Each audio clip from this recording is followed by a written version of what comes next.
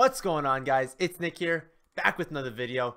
This video, we are going to be looking over the fantasy impact of free agent signings. So the bigger part of the video is I'm just going to be going over all the free agent signings, all the different players and different teams, kind of touch briefly on how that affects their former team, how it affects their new team. But it's really more of a refresher to you guys because I look through these and some of them I didn't even know happened. You know, I look on Twitter every day, see all the signings. I didn't even know some of these guys are free agents, but we'll go over all that. We'll kind of go in order. So like quarterbacks, wide receivers, tight ends, running backs.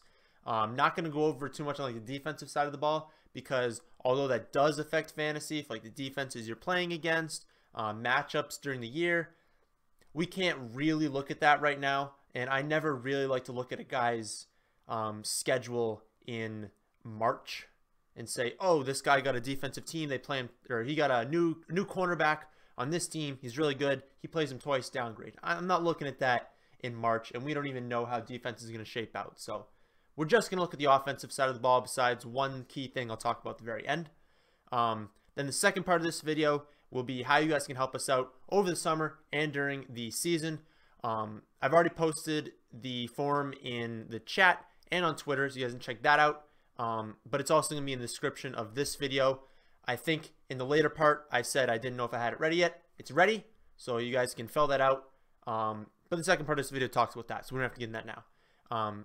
Quarterbacks. We'll just start there. No particular order, although maybe go over the most important ones first, I guess, but no real order. Vikings. Vikings signed Kirk Cousins and Simeon. We know, yes, they signed two, but obviously Kirk Cousins is the starter. Simeon's the backup. They needed to bring in Simeon. Excuse me. Needed to bring in Simeon just because they got rid of Bradford, they got rid of Keenum, they got rid of Teddy, so they needed a person. They just needed a backup. But Kirk, I think it's a fully guaranteed deal. I would say upgrade. I know I like Keenum, but Kirk Cousins is better, so that's an upgrade for everyone on the offense. It's an upgrade for Dalvin Cook. It's an upgrade for Rudolph, for Diggs, for Thielen, everyone. It's going to be a really good offense. Defense might take a hit, which, to be honest, might even be an upgrade for the offense. Get the ball, maybe not in such opportune times. Maybe he has to play from behind a little more. That's what I'm saying. Next, we got Keenum from that team going to the Broncos. That is obviously an upgrade from the just dumpster fire they had last season. The only real options we know right now are Emmanuel Sanders and Demaryius Thomas. Not 100% sure how that run game is going to look, but regardless, that's an upgrade. But what I want to touch on for 1 second here is it almost feels like we got Cousins now for the Vikings. Keenum, like you could draft Keenum. Tyrod Taylor I'll talk about in a second. Depending on how they draft and how they choose to implement that player that they draft, because we all know they can draft a quarterback. It's whether they do it at 1 or 4. I tend to think they're going to do it at 1 just to get their guy. But if there are 3 guys they think are all basically the same, then maybe they just wait until 4. I would think it would be smart to just take a quarterback at 1 and then trade down a little bit from the 4 pick to a team that really wants a quarterback, but that's just me. I don't run the teams. But like with Tyrod, if they draft a quarterback at 1 or 4, doesn't matter, and they want him to not start right away, maybe develop him a little bit and then start in the next year, Tyrod's going to be a perfectly fine play. So you can draft Tyrod, you can draft Keenum, Cousins. Like there are going to be so many quarterbacks this year that you can draft. Like I've said every year, just wait till the end of the draft and take whoever's left because there's going to be so many. Next quarterback is Bridgewater and McCown go to the Jets. This one will be interesting. It's probably just going to be a battle in camp to see who wins. I thought it was worth touching on that McCown was given $10 million and Bridgewater was given $5 million. Maybe they view McCown. He was good. He was good for, I believe he broke his hand. That's why he didn't finish the season. But he was doing really well. Maybe Bridgewater comes in and shows them something that McCown can't do. But it all depends on how he recovers from his leg injury. But it's probably just going to be a camp battle there. Not the biggest fantasy news. Even if Bridgewater is better than McCown was, it's going to be barely. So it's not like a really an upgrade or downgrade for that offense. Breeze, we re-signed the Saints. That was pretty much, we all knew that was going to happen. Alex Smith is now a Redskin. Downgrade for the offensive weapons on the Redskins. An upgrade for the Chiefs, though, because now Mahomes is finally free. And that's, I'm going to talk about the wide receivers in a second, but that offense has a lot of potential. I don't know right now where Mahomes is going to be drafted. I'm probably going to do a mock draft as like a post-free agency mock draft, but we all know ESPN isn't open yet. You're still going to get the simulations. It's whether they updated the simulations or not. I don't know. But Mahomes can fire the ball deep. And like I'll say in a second, they got Watkins now. We already know they have Tyreek.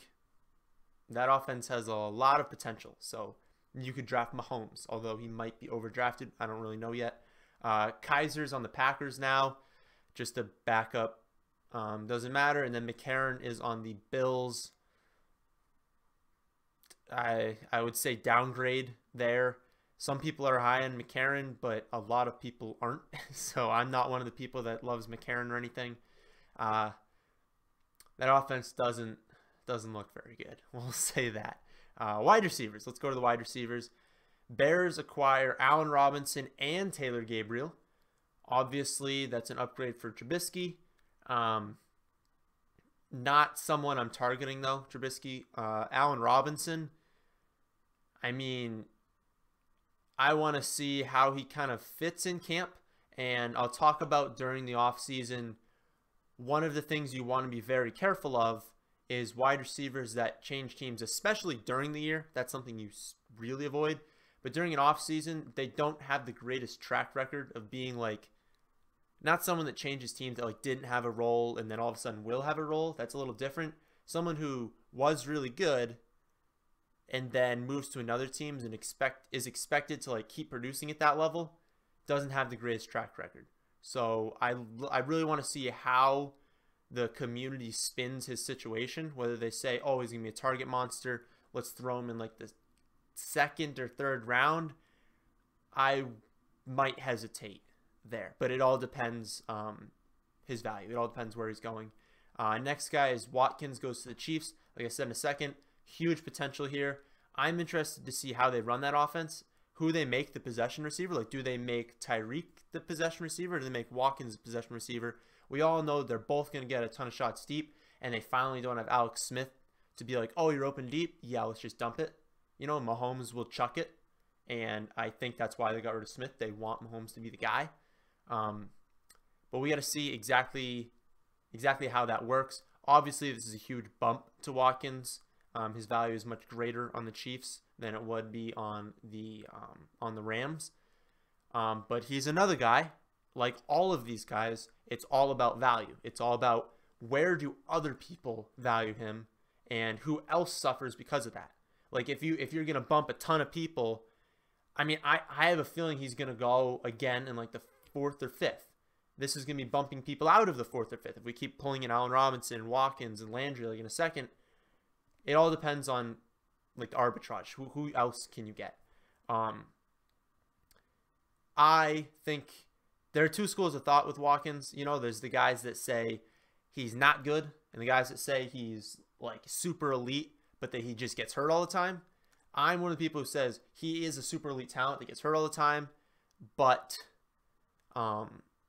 we have to remember he also was a super elite talent that was a really good producer on a team that had no one else for the wide receivers. So when the team has someone else, how's he going to produce? I have no idea.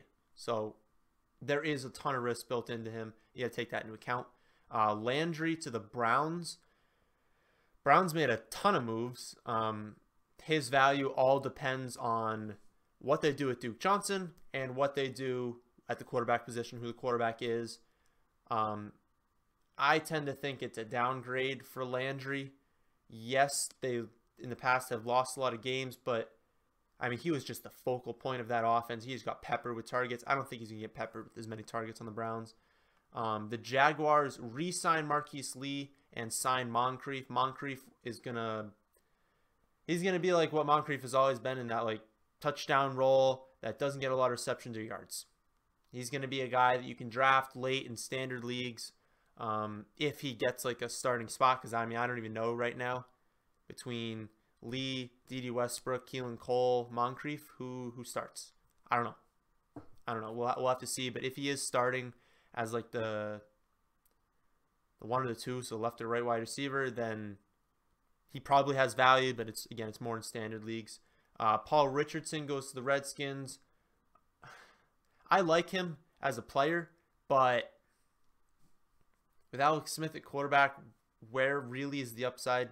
So that's a downgrade for him. Probably the same value as last year in the draft, just late. Maybe there's a chance he does decent, but I'm not pumped about that move. My boy Danny Amendola got taken from me. He's going to the Dolphins. Basically, he's going to be Jarvis Landry. He's had injury issues in the past, but past 2 years, I believe, he's been really good at staying healthy. He's a guy that Brady relied on, but we will have to find out if his production was more Brady or more him. I know that when he was with the Rams, he did have a decent season. I don't remember his exact numbers, but he looked good in that slot role. And we know that the Dolphins use the slot receiver. He's not going to a team that just doesn't use it. So he's probably not a standard pick, but a guy later in PPR leagues you can get that's just a consistent role. Jordy Nelson to the Raiders. Raiders are having a pretty terrible offseason. I have no idea why you would get rid of Crabtree and pick up Jordy Nelson. Like, I'd much rather have Crabtree. I have no idea why you would sign Doug Martin. I have no idea what they're doing with that team. They clearly don't care about analytics. They clearly don't. They clearly just want players who used to be good, and maybe they'll be good again. But players that at this point in their careers, like, I don't want Jordy on my team, and I'm not signing him and getting rid of Crabtree's. But I just don't get it. I don't get it. But I'm not going to be picking Jordy Nelson. If you're going to pick him, it has to be a standard league. There's no way I can touch him in a PPR league. But again, depends how the community treats him. If the community says that and he starts slipping to later rounds, then at that point it's value. But I doubt he'll be going late enough for me to want to draft him. Albert Wilson to the Dolphins. No real effect for me there. John Brown to the Ravens. It's going to be the curious case of John Brown, like we have every single year. People are going to draft him because he's John Brown. He's got a ton of talent, ton of upside. But remember, he's John Brown. He's disappointed us basically every single year. So a guy that is I don't really know how to treat him. He's probably going to disappoint again, let's be honest. And then Torrey Smith to the Panthers. You guys know I don't draft Torrey Smith. I don't like Torrey Smith. I don't think this has any sort of bearing. We're not drafting him. Tight ends. Trey Burton to the Bears. Like that move. Like Trey Burton. I think you can draft him. I think he's one of those guys that when the big three is gone and you're like, okay, I'll just wait on tight end. Trey Burton, later rounds. I think he's a good pick. Standard PPR doesn't matter. I think he's a good pick. And again, that helps Trubisky. Jimmy Graham to the Packers. I like that move as well. We know that Aaron Rodgers hasn't overutilized his tight ends, but then you look back at his tight ends and you're like, oh, that's why, you know. He hasn't really had that great of tight ends, at least in recent years. So interesting to see how they'll use him. He's going to be a much better pick in PPR leagues, but for tight ends, there's not that much of a difference. He's going to be more of a it's not a change between like his position. So like in a PPR league and a standard league, the draft spot for just tight ends doesn't really change that much depending on the scoring system. It's that in a standard league, it's okay to reach a little bit earlier for a tight end if they're going to get touchdowns. So in a PPR league, it's like, okay, I'll just wait on Trey Burton. But in a standard league, if I have a value on Jimmy Graham and I think he can catch 12, 13, 14 touchdowns maybe, I'm more likely to draft that early. That's what I say is in standard leagues, he's a better pick, even if his draft position among tight ends doesn't change that much or at all from standard PPR. That's what we kind of mean by that. Cameron Brate, very interesting. Re-signed to the Bucks for a 6-year, $41 million deal. It's not like a massive deal, you know, but it's a pretty significant deal for a pretty significant amount of time, meaning we're likely going to have a very similar situation last year. O.J. Howard is really, really, really good at blocking and receiving, but he's really good at blocking, and Cameron Brate doesn't block, and they would not give him that deal if they were not going to use him. Cameron Brate is going to take production from Howard. They're both going to cancel each other out. I will likely not draft either, but again, I want to see the value. If Brate's going in like the very last round, he's another guy like Trey Burton I can just take late. But this makes me hesitant on O.J. Howard. Tyler Eifert re-signs with the Bengals. At least for now, he's healthy. But let's be honest, week 1, is it just going to be the Croft show again? I don't know. I don't like Eifert. I don't draft Eifert. I don't like him. ASJ and Niles Paul. It's Austin Seferian-Jenkins, if you don't know. Both signing with the Jaguars. I mean, I think ASJ is better than Niles Paul, but he's also not consistent at all and not someone you can really trust. We'll see in the offseason exactly how they're using him. I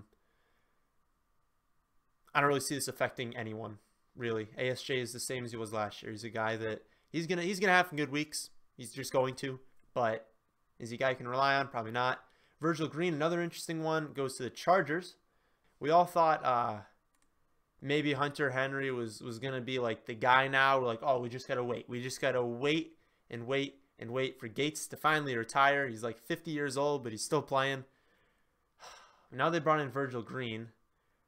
My gut says that they still think Hunter Henry's the guy. They have to. They have to understand that Hunter Henry's better than Virgil Green. But will they? I don't know. And another year of Rivers getting even older. Dude can't throw the ball more than 5 yards downfield at this point.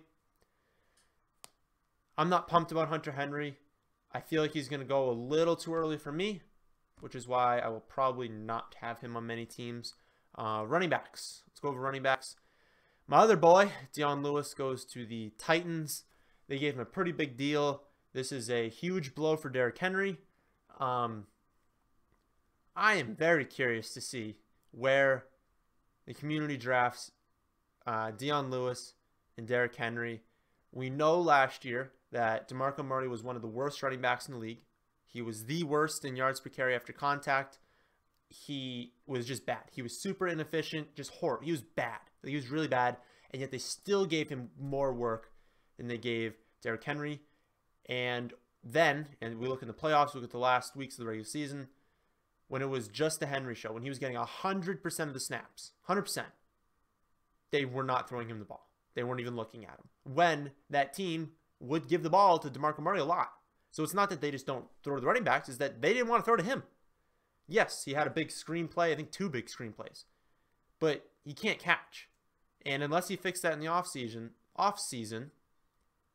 Dion Lewis will be the third down back.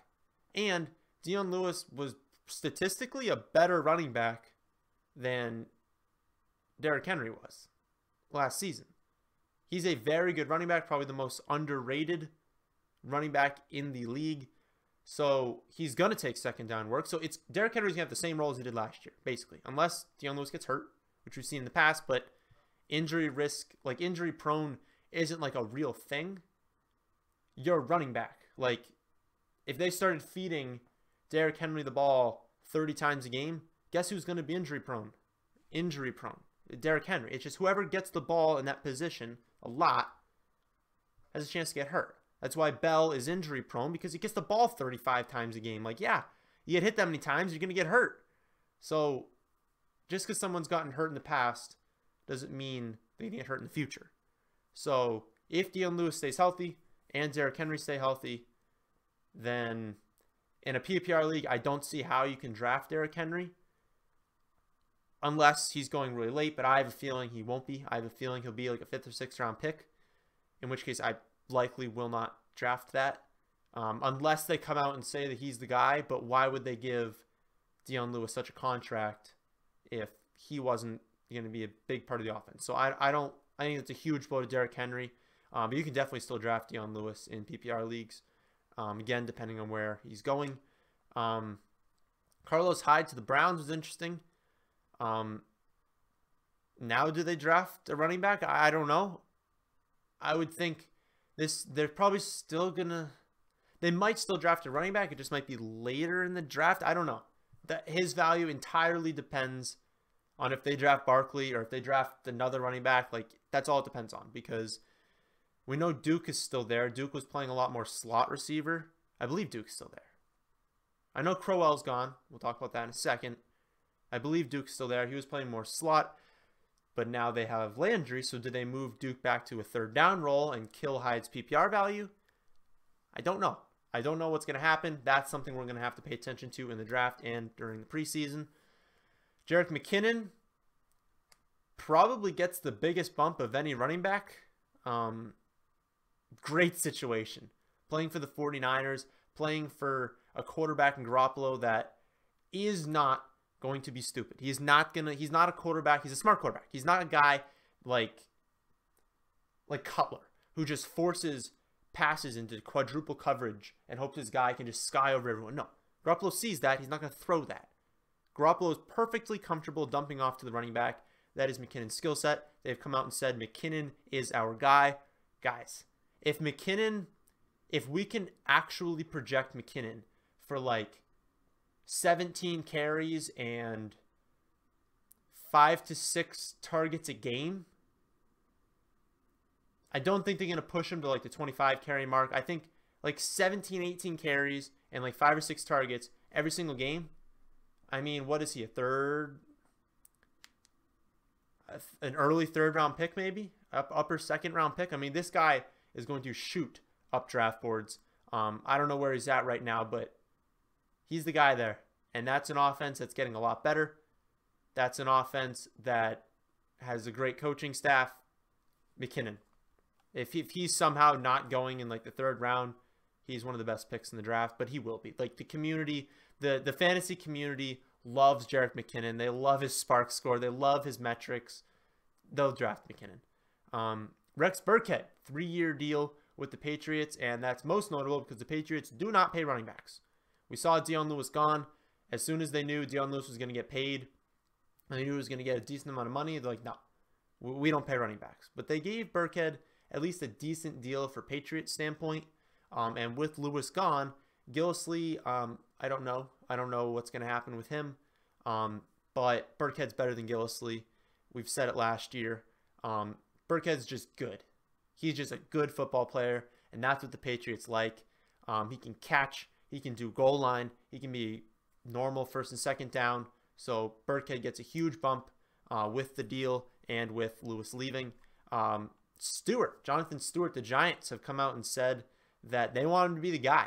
And whether he can or can't, I think we're more on the can side.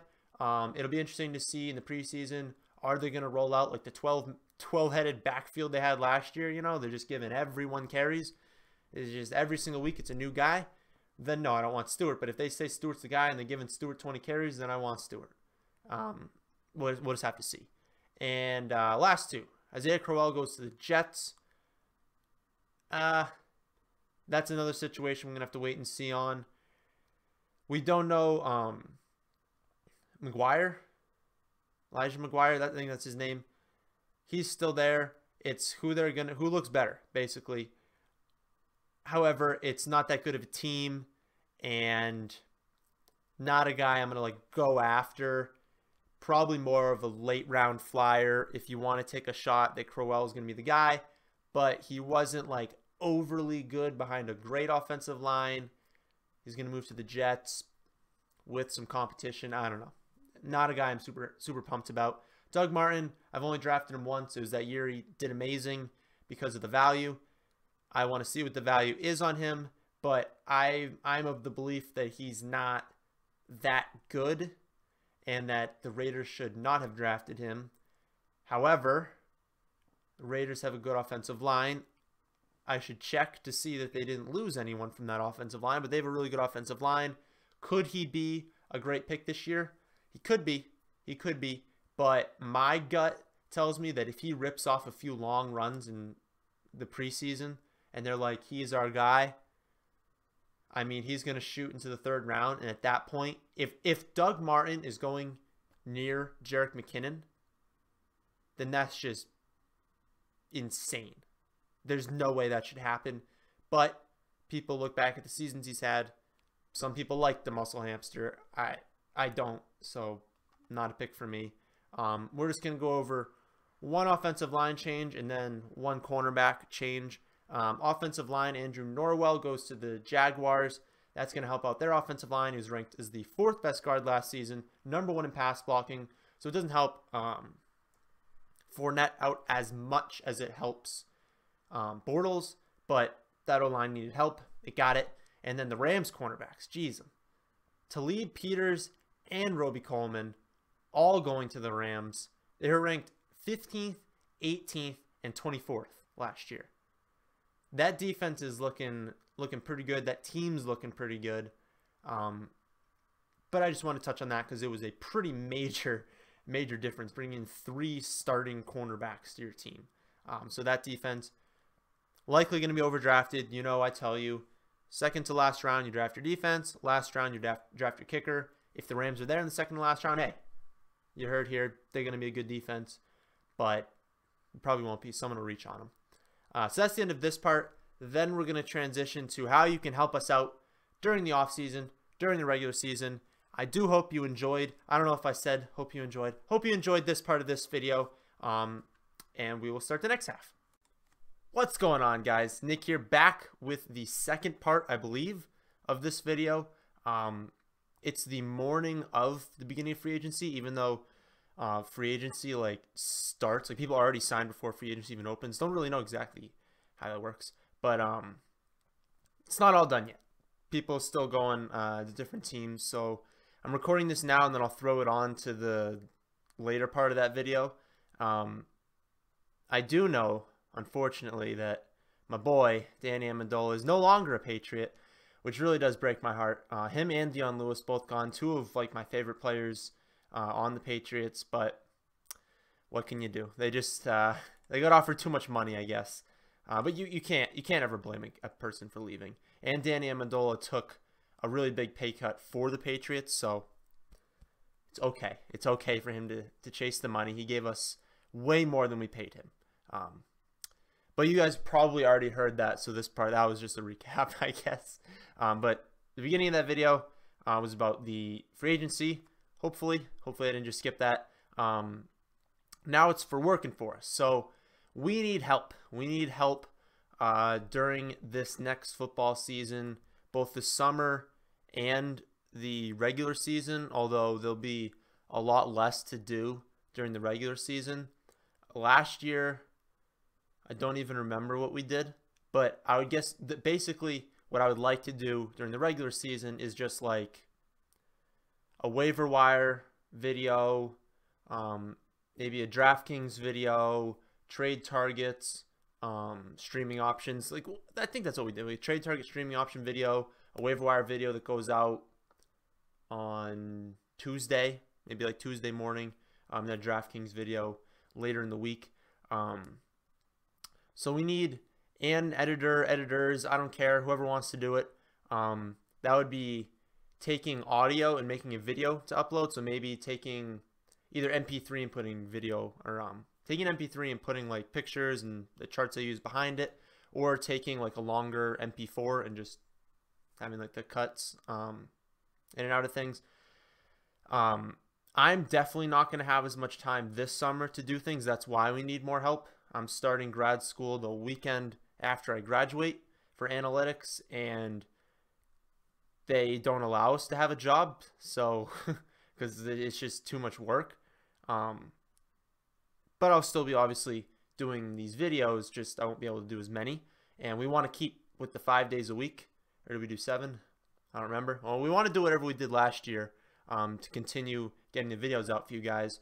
So I need help. I need people to do the editing because I don't have time to do that.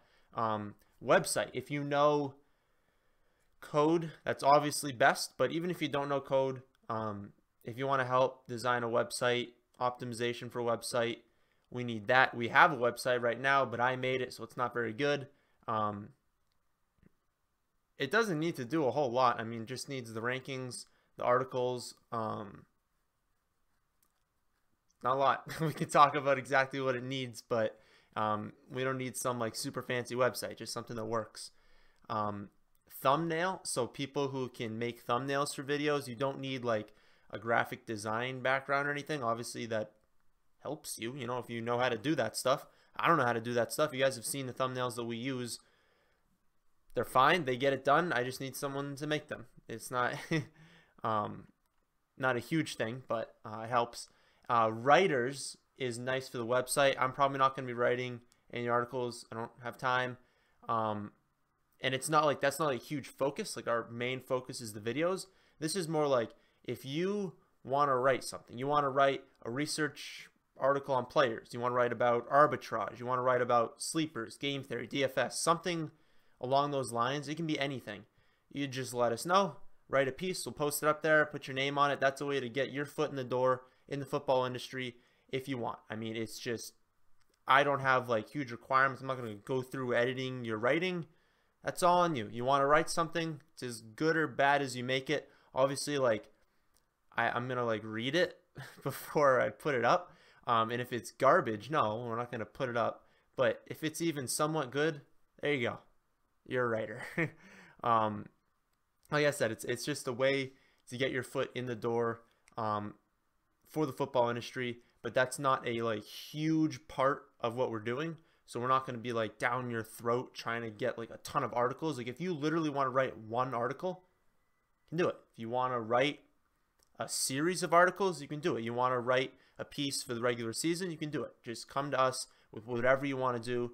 We're super flexible, although we're not going to have, you know, 5 different people writing top 5 wide receiver targets. Like, we get it after a certain amount of time, so we don't want to have a bunch of repeat.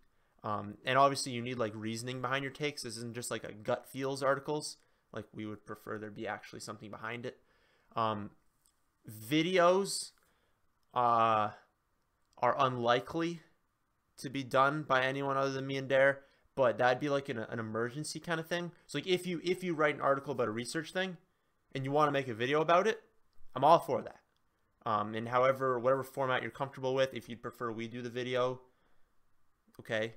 I mean, that's obviously preferred by us too, but if I like literally can't make a video in a week, then maybe having an emergency backup video would be good. But that's totally on you guys if that is something you want to do, and that would be done by someone who's already doing something else. So why, I guess, would you want to help us out? So I'll talk about the growth is the main thing. I grew from 0 to 50 in the first summer. I don't even know how many videos I did, like a few, like a handful of videos. So obviously that's why we didn't grow a ton. Next summer, so that would be the summer 2016, from 50 to 2,000 when I set a goal of 500. So you don't know, like I have no idea how fast things grow. I thought we were going to get to maybe 500 subs, we got 2,000. Then from the next summer, I was like, okay, it'd be really cool if we got to 5,000. Went from 2,000 to 9,000.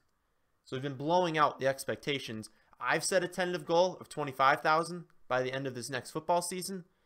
Maybe that's a little bit high, but I thought 5,000 was high last year and we hit 9,000. So I don't know the exact future of the channel. I would like to maybe make like a full year-round thing. You guys know I'm huge into football, but I'm the same amount huge into NBA. I mean, I love baseball too, but I don't really do DraftKings or season long for that. But like I bet probably 5 times more in volume on DraftKings for NBA than I do football. I mean, I love NBA, so I would love to continue and make, because if you add NBA, it makes it a full-time channel. Issue is the channel is called Fantasy Football Advice. Maybe make a second channel, but maybe the website can go full year round. I don't know. We don't know the exact future of the channel. But this is like an IPO, you know, for those of you who know anything about finance. It's like buying a stock at its IPO. You got no idea the potential future of it to start up, but this is a way for you guys to get in while we're growing. We've already laid out a platform. You know, I started. It is very difficult to start on YouTube. I recommend, like, if any of you want to do it on your own, go for it. You know, try your hardest. But it is very difficult to think that you can just throw out a few videos and reach the same audience. Like, we've laid out the foundation. We've got about 9,000 subscribers now, over 1 million views. We've laid down the framework for you guys to come in now. This is your opportunity. I don't know if we're going to do the same thing next summer because I have no idea how well this will work. I have no idea how much we're going to grow, how much we're going to need people next summer. I have no idea because I'm going to be this will be my busiest season probably ever. So no idea the exact future, but this is a chance for you guys to get in while we're still starting. Number one criteria I would say is just reliability. Like, if you're going to say you're going to do something, you got to do it. You know, if you're going to say you're going to have something out for me in articles, like, listen, I don't care that much. If you say you have an article done Friday and it's not done till Monday, okay, it's fine. Like, I'm not a very strict person. It does come down to that with the videos, though. The videos need to be done at a certain time. So if you say you're going to edit something, it needs to be edited by a certain time. Thumbnail, like, everything needs to be done by a certain time. So even if you can't do a lot, you just need to be reliable in what you can do. You can do as much or as little as you want to, but yeah, let us know. Access to data is another thing. If you guys like want to do a research thing, but you don't have a ton of data, you don't know where to find it. I have a ton, so let me know. Like, I've already posted it in the chat, so everyone in the chat, if you're in it and you haven't seen it, go check. But also just email me if any of you want the data. Right now I have wide receivers and running backs, but I can get the quarterback data pretty easily. And tight end, I guess, but people don't really research tight ends, I don't think. But yeah, I have access to a ton of data. So if you want to write something about that, or you want to, even just for yourself, you just want to look up this data, I have access to that. But how to do it will be in the description of this video. I think I'm just going to make, I haven't actually made it yet, but I think I'm going to make like a Google, whatever it is, like a Google survey kind of thing. You just fill out the different areas, what you want to do, how much you can do, and I should get like an email or something about that, but that'll be in the description. Pretty easy. Click the link, fill it out, and that's it. Just let us know what you can do, what you want to do, and if there's anything that you think you can do that I didn't touch on, let me know. Let me know. I don't know how long we'll still be accepting people for this, but all depends on how many of you apply. We'll go from there. So that's the end of this one. Hope you enjoyed. Hope we can hear from some of you in the future. Thanks for watching.